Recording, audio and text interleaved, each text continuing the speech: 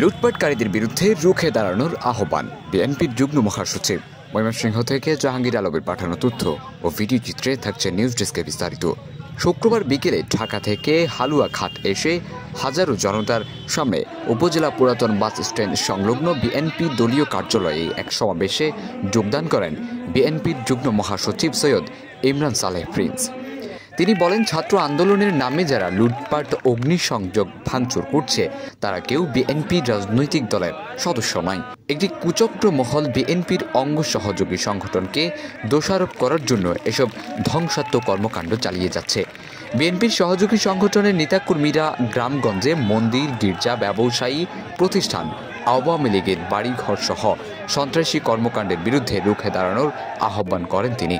এ সময় বিএনপি নেতা হানিফ সাবেকুল্লাহর সভাপতিত্বে বিশেষ অতিথি হিসাবে উপস্থিত ছিলেন আসলাম মিয়া বাবুল, বীর মুক্তিযোদ্ধা অধ্যাপক আমজাদ আলী, আবু হাসনাত, বদরুল কবির, আব্দুল আজিজ খান সহ বিএনপির অঙ্গ সহযোগী সংগঠনের নেতাকর্মীরা।